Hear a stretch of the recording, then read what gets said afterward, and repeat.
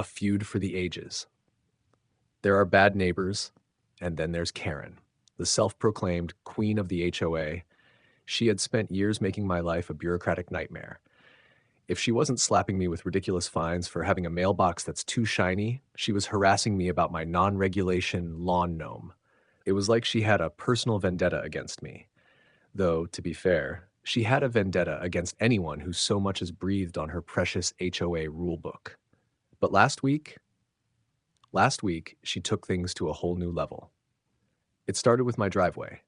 According to Karen, the color of my driveway wasn't exactly the same shade as the HOA's approved concrete aesthetic. Never mind the fact that it had been there before she moved in. Never mind that it was concrete. No, Karen decided it was an offense punishable by death, figuratively speaking, or so I thought. You have exactly 48 hours to repaint it, or you'll face serious consequences, she hissed at me from over her white picket fence, holding a clipboard like it was a weapon. I laughed. Oh no, what are you going to do? Ban me from the neighborhood bake sale?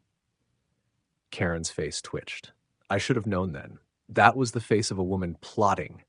The next morning, I woke up to find my driveway ruined. Someone, I wonder who, had splattered black paint all over it, and in the middle of the mess, written in giant letters, HOA rules are law. I was livid. You've gone too far, Karen, I shouted, storming up to her house. Karen, sipping iced tea on her porch like a villain in a soap opera, just smiled. I have no idea what you're talking about, neighbor. That was it. This meant war. Now I had two choices. I could fight her like a rational adult, or I could fight fire with fire. And since Karen had declared herself judge, jury, and executioner of the HOA, I figured I'd take things a little further. It was time for drastic measures, and that's how I ended up faking my own death. If Karen wanted a war, she was about to get one. But I wasn't just going to fight back. I was going to ruin her. I had to be smart, though. Karen was the type to record every interaction, document every move, and somehow always have an HOA bylaw to back her nonsense up. If I wanted to win, I had to do something she'd never see coming. And what's more unexpected than a neighbor mysteriously dropping dead? Now, before you call me insane, no, I wasn't planning to actually die. I just needed Karen to think I was dead. And more importantly, I needed everyone else to think so too. I roped in my best friend, Dave. Dave worked as a paramedic and knew how to make things look official. You want people to think Karen killed you? He asked, raising an eyebrow. Yep. He stared at me. Then he grinned. All right, I'm in. Step 1, the death scene. I waited for the perfect moment, right in the middle of a neighborhood meeting. Karen was ranting about someone's lawn decorations when I, dramatically clutching my chest, collapsed onto the pavement.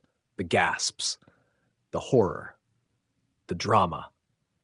Karen, of course, was the first to approach, probably hoping she could find me one last time before I croaked. But before she could get a word out, Dave, who just so happened to be in the crowd, rushed over, checked my pulse, and shouted the words that made the entire HOA gasp in shock. He's dead. Karen took a huge step back, her face drained of color. He what? She stammered, looking around in sheer panic. He must have had a condition. Or maybe, oh, Karen, you poor, poor fool. The crowd started whispering. It didn't help that I had bribed a couple of neighbors to loudly mutter things like, Karen was always harassing him, and she threatened him just yesterday. It was beautiful. Karen's reign of terror was crumbling in real time. Step 2, disappearance. Dave, playing his part perfectly, called an ambulance, aka another friend with an old van. They loaded up my lifeless body, and just like that, I was gone. Karen, still in complete shock, whispered to herself, I'm going to need a lawyer. Yes, Karen. Yes, you are. For the next 24 hours, I went completely off the grid. No calls, no texts, no sightings. As far as the neighborhood was concerned, I was a dead man. And Karen, she was losing her mind. According to my inside sources, aka my nosy neighbor, Mrs. Thompson, Karen spent the entire night pacing on her porch, muttering to herself. By morning, she looked like she hadn't slept at all. Then came the investigation. Now, obviously, the police weren't really involved. Dave had made sure of that. But that didn't stop the HOA board from holding an emergency meeting, which quickly turned into a full-blown witch hunt. Karen was the last person to argue with him, one neighbor pointed out. She hated him, another chimed in. She was always threatening him with fines. What if she snapped? Karen's face turned a shade of red I didn't even know was possible. This, this is insane! I had nothing to do with his unfortunate passing. But no one was convinced. It didn't help that someone, totally not me, had anonymously posted an online thread titled, "Did HOA President Karen finally go too far?" The comments were brutal. The rumors spread like wildfire. People were saying I had been poisoned, that Karen had finally snapped, that she had hidden the body. By noon, someone had spray painted murderer on her driveway.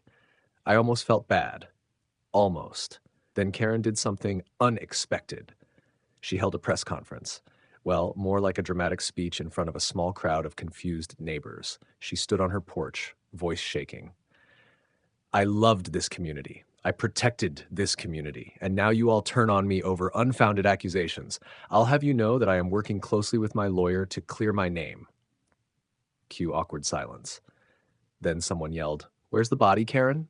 Karen stormed back into her house and slammed the door. And me, I was sitting in my hideout, aka Dave's basement, eating popcorn and loving every second of it. But we weren't done yet. Oh no. The final act was coming, and Karen had no idea what was about to hit her. Karen was unraveling. In just 2 days, the once feared HOA tyrant had gone from power-hungry dictator to suspected murderer. The neighborhood had officially turned against her. People were whispering behind her back, avoiding eye contact, even crossing the street when she walked by. The cherry on top, an anonymous tip, aka me, had led to a formal HOA review to discuss whether she should be removed as president. Karen was fuming. "I'm telling you all, I did not kill him," she screeched at the meeting, slamming her fist on the table. "This is character assassination." The HOA board exchanged uneasy glances. "Well," one of them muttered, "it's not a good look, Karen." That's when she snapped. "You know what? Fine. You all want to see the real me? I'll show you the real me." And then, oh, this was golden. She went on a full-blown unhinged rant. She admitted to vandalizing my driveway. She boasted about slapping fake fines on neighbors she didn't like. She even mocked the elderly lady she once fined for walking her dog too slowly. The entire room sat in horrified silence. One of the board members cleared their throat. "Karen, I don't think you should be admitting all this." "Why not?" she shrieked. "What are you going to do? Fine me? I am the HOA." She was cooked.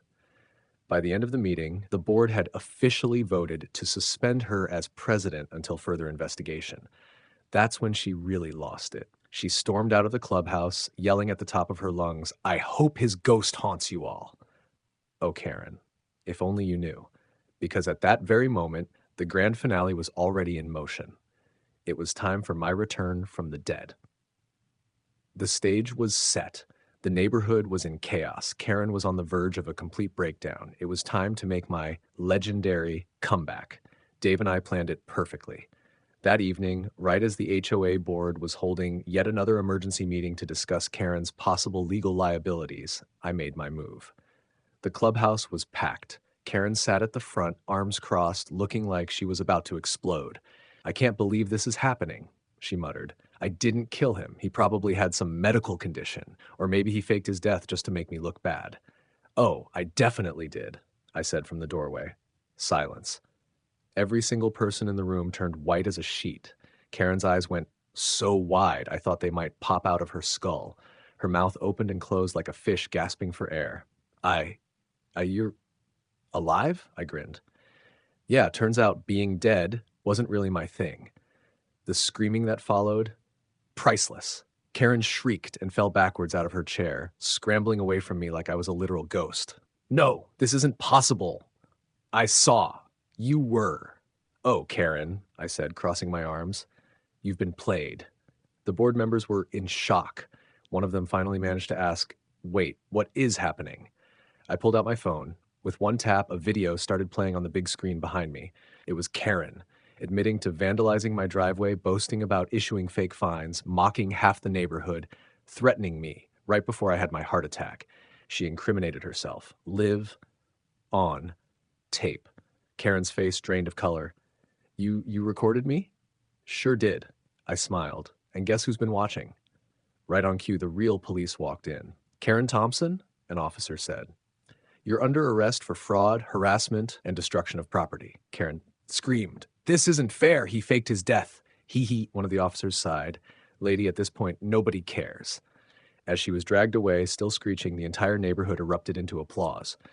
The once feared HOA tyrant, gone forever. And me, I walked out alive and victorious.